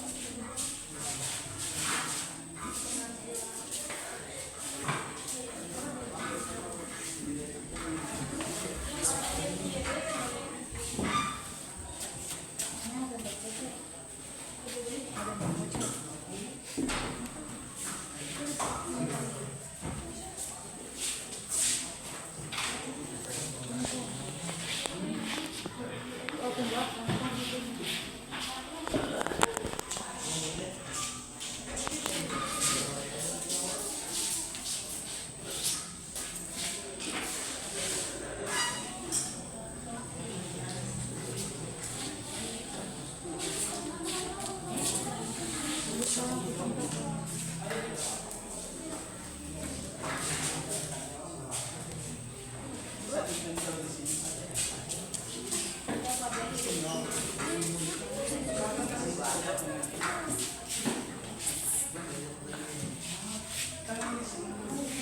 Bacanya berarti sambungan dari sini. Sambung di bawah. Sambung di bawah.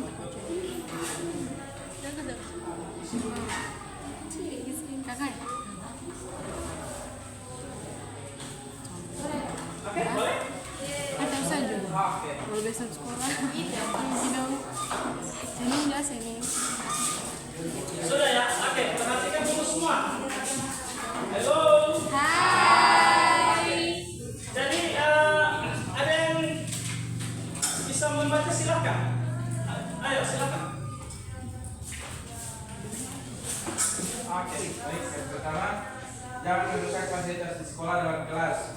Jika ada yang merusak fasilitas di dalam kelas akan menerima konsekuensi dan harus menukar fasilitas atau barang yang dirusak itu sendiri. Yang kedua, tidak mengganggu teman. Apabila ada teman yang sedang belajar, kita harus menghargai teman kelas. Selanjutnya, tidak mengucapkan kata-kata kotor. Apabila ada teman kita yang mengucapkan kata-kata makian atau kata-kata kasar, maka harus menegur, mengingatkan agar tidak mengucapkan kata-kata kotor. Selanjutnya, jika merusak fasilitas di dalam kelas, maka harus menerima denda, yaitu mengganti fasilitas yang dia rusak di kelas. Yang kedua, membiasakan diri agar tidak berkata kasar. Selanjutnya, membiasakan diri agar tidak berkata kasar karena semua perkataan yang diucapkan adalah didikan dari orang tua. Selanjutnya, jangan merusak fasilitas karena itu sangat bermanfaat bagi kita dan adik-adik kelas yang akan menempatinya. Selanjutnya, jangan mengatakan hal yang tidak baik karena itu akan menimbulkan contoh yang tidak baik.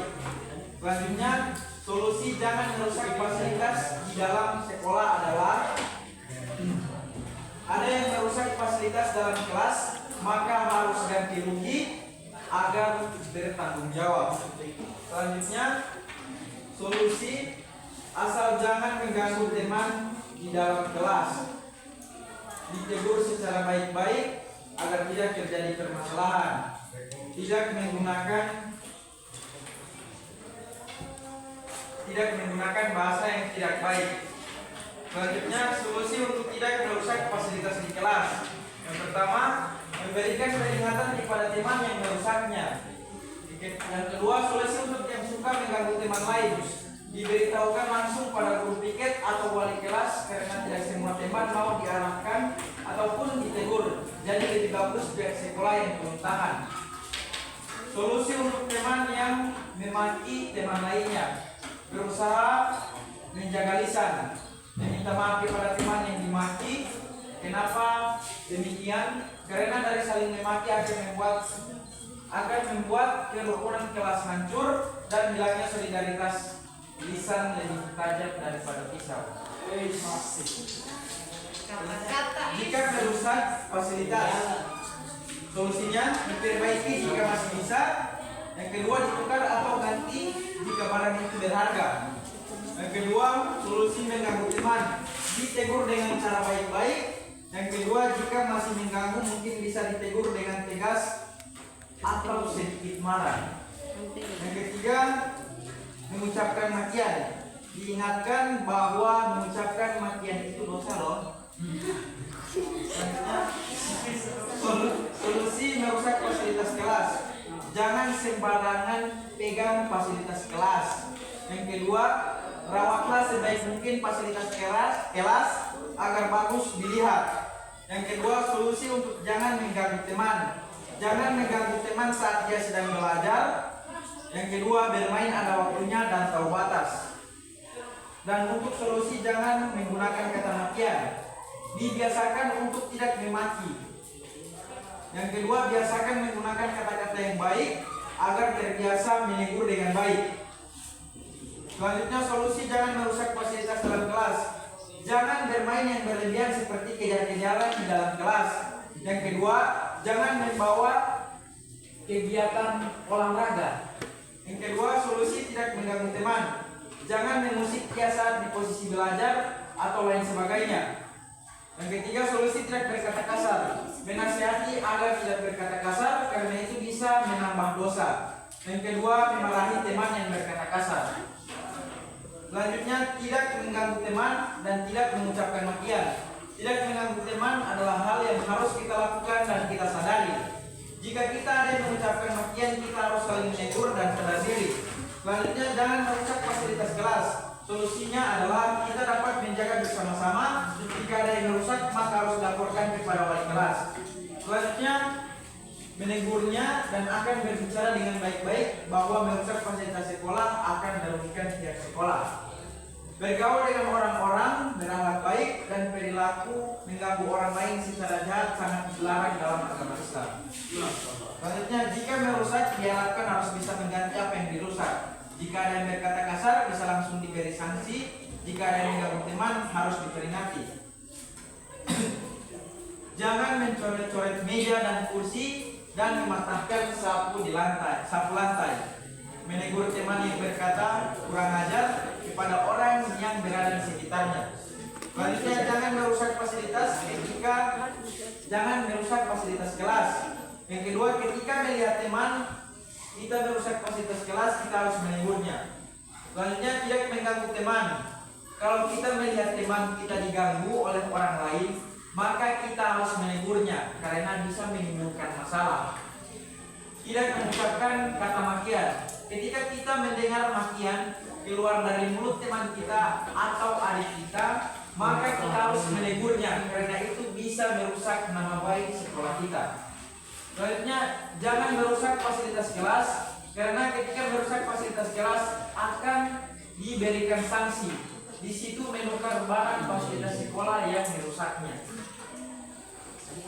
Selanjutnya, yaitu menjaga dengan baik fasilitas sekolah agar tidak rusak. Jangan mengganggu teman saat belajar agar tidak terjadi konflik. Yang kedua, jangan mengucapkan makian kepada teman meski hanya candaan, namun itu biasa saja memicu pertengkaran. Selanjutnya, jangan merusak fasilitas di dalam kelas. Harus terlihat rapi, kelas bersih, tidak ada sampah-sampah yang berjejeran di jendela. Tidak mengganggu teman saat belajar karena berpengaruh pada mereka. Yang ketiga, tidak mengganggu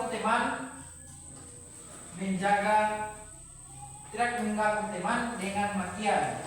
Harus berkata sopan pada teman agar tidak berbicara kotor pada teman-teman kita yang berada di dalam kelas atau di luar kelas. Selanjutnya, merusak fasilitas sekolah. Solusinya, mengajak siswa agar bisa menjaga fasilitas di kelas. Yang kedua, tidak mengganggu teman, saling menghormati satu sama lain, mengajak teman bercerita dengan halus. Selanjutnya, jangan merusak fasilitas kelas, yaitu kalau ada masalah di luar, jangan merusak barang yang ada di dalam kelas. Yang kedua, tidak mengganggu teman. Itu hal yang tidak baik. Karena apa? Kalau kalian berani mengganggu teman kalian, terima saja pukulan mautku. Selanjutnya, mengajak dia berbicara dengan baik dan menegurnya dan memberi saran. Selanjutnya, solusi merusak fasilitas sekolah. Perbaiki jika masih bisa diperbaiki. Selanjutnya, jika kerusakan fatal, wajib menukar karena merusak fasilitas negara sekaligus menjadi penyerang. Siswa yang sering mengganggu teman, yang pertama, menegur dengan bahasa yang baik dan benar. Kedua, memberi peringatan agar tidak mengganggu lagi. Jika tetap, maka harus menghadap guru setelah pembelajaran.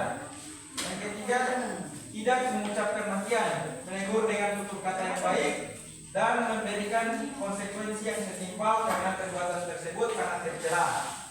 Selanjutnya, tidak mengucapkan makian atau kata kasar. Yang kedua, banyak beristirahat agar tidak selalu banyak beristighfar agar tidak selalu berkata kasar. Yang kedua, menegur teman yang berkata kasar dengan cara yang baik dan sopan. Selanjutnya, sebaliknya jika siswa merusak fasilitas,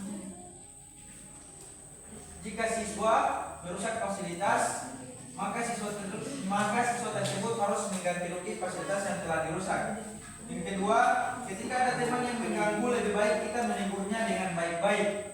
Selanjutnya, menjaga fasilitas kelas, melarang siswa dari luar masuk merusak fasilitas. Yang kedua, melapor apabila kerusakan yang dibuat oleh siswa lain. Selanjutnya, mengganggu teman, menegur dan menasihati. Yang kedua, kalau tidak dapat ditegur, bisa dilaporkan pada guru. Demikian yang bisa saya bacakan. Oke. Ya, dari apa?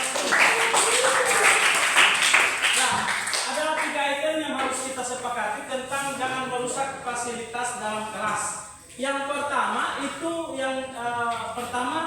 ganti rugi atau menukar barang yang dirusak. Sepakat itu? Sepakat. Diperbaiki jika masih bisa. Ya. Kemudian merawat fasilitas kelas, melapor ke wali kelas apabila ada yang merusaknya, dan sapu lantai dijaga dan kursi meja dirawat. Oke, tidak menggambar ya. Kemudian juga tidak mengganggu teman, mengingatkan secara baik dan memberitahu ke guru. Oke, sepakat itu? Dan terakhir, tidak mengucapkan kata makian, itu mengingatkan untuk tidak melakukannya, membiasakan diri untuk tidak berkata kasar, meminta maaf kepada teman, kemudian pembiasaan untuk menggunakan kata yang baik. Kata yang baik yaitu membiasakan istighfar, begitu ya. Sepakat itu? Ada yang perlu dikoreksi? Tidak ada, sudah sepakat tentang itu ya. Baik. Kalau sudah sepakat, satu lagi terakhir. Bagaimana yang tidak memasukkan tugas tepat waktu?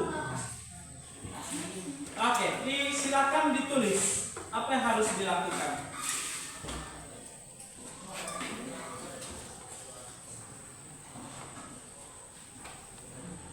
Bisa ditempel di sini ya.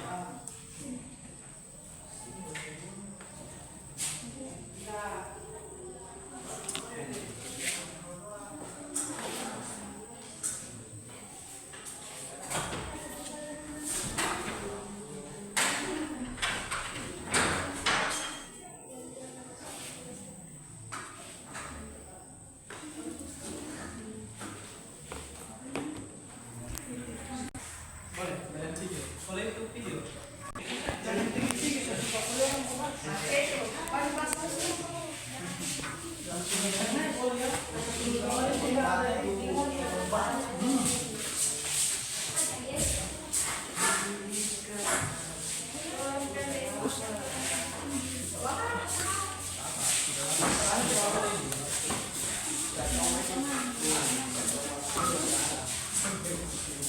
dan tinggi-tinggi pol ya.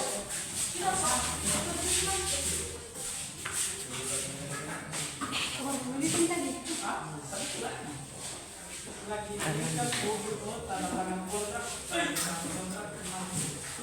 lihat bersama kontrak harus berani.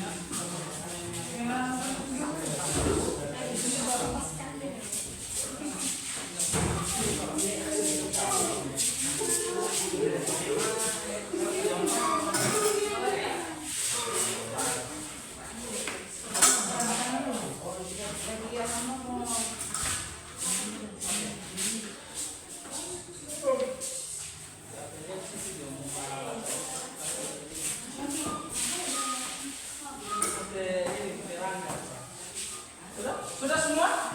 Sudah. Oke. Ini dapat siapa ya? Ini dapat yang siapa?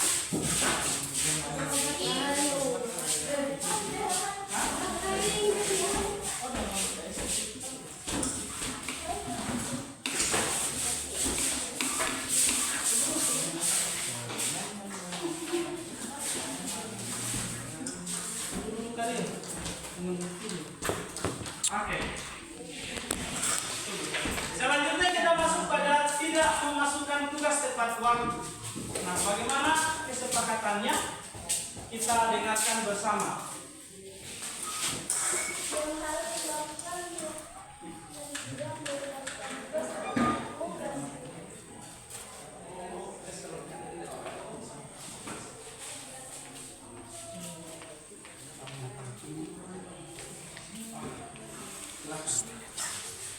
Jika ada yang tidak memasukkan tugas tepat waktu, maka nilainya tidak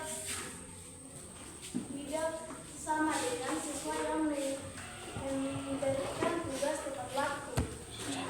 Ketika tidak memberikan tugas tepat waktu harus menerima konsekuensi. Selanjutnya, tidak memasukkan tugas yaitu dengan tidak memberikan nilai yang sama dengan orang yang memasukkan tugas tepat waktu. Rasa disiplin menjadi kurang dikarenakan malas mengerjakan tugas. Solusi untuk tidak memasukkan tugas tepat waktu pertama mungkin bisa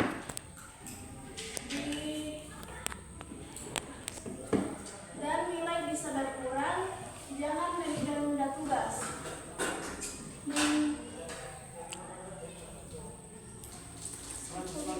Nilainya ditaruh di paling bawah dari yang mengasih tugas lebih awal.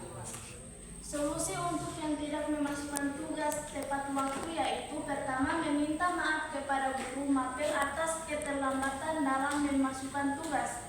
Kedua, meminta kesepakatan kepada guru untuk memasukkan tugas hari itu juga atau menyusul hari esoknya, intinya sesuai dengan guru mapelnya. Tidak memasukkan tugas tepat waktu adalah bisa diberi nilai yang tidak sama yang memberi tugas yang pertama dimasukkan dari awal. Rasa disiplin menjadi kurang dan membentuk diri menjadi tidak teratur dan menjadi kebiasaan dalam menunda tugas. Solusi yang tidak memasukkan tugas tepat waktu pertama memberikan toleransi jika terlambat memasukkan tugas. Kedua, jika terlambat memasukkan tugas maka nilainya dikurangkan. Pertama, menegur atau menanyakan kenapa tidak membuat tugas tepat waktu. Kedua, mungkin siswa itu lupa akan tugas itu. Ketiga, memberikan nilai standar. Tidak mendatangi dan mengurangi nilainya, harus sepakat. Yaitu guru harus memberi hukuman yang setimpal. Ketika kita tidak mengerjakan tugas akan mendapatkan sanksi, yaitu murid yang tidak mengerjakan tugas akan diberi hukuman yaitu membersihkan atau menyapu di dalam ruangan yang sudah guru perintahkan. Dikasih toleransi minimal 1 hari. Jika tetap belum memasukkan tugas, maka akan dikurangi nilai. Solusinya adalah nilai tidak akan sama dengan nilai yang sudah memasukkan tepat waktu karena tidak adil dong. Intinya harus diselesaikan dengan cepat. Solusi yang memasukkan tugas tidak tepat waktu mendapat tambahan tugas tertentu tergantung dari guru yang dalam bentuk catatan ataupun tambahan. Jika tidak memasukkan tugas tepat waktu, maka tugas-tugas lain menumpuk. Solusinya kita harus disiplin waktu. Siswa yang tidak memasukkan tugas tepat waktu konsekuensinya dikurangi nilai karena terlambat memasukkan tugas. Jadi nilainya berbeda dari yang memasukkan tugas tepat waktu. Nilainya tidak sama dengan yang mengantar lebih awal karena yang awal selalu benar. Menyelesaikan tugas tepat waktu akan menambahkan kebiasaan yang menghasilkan efisiensi dan kesuksesan dalam semua aspek kehidupan. Mengerjakan tugas tepat waktu kita menjadi bertanggung jawab.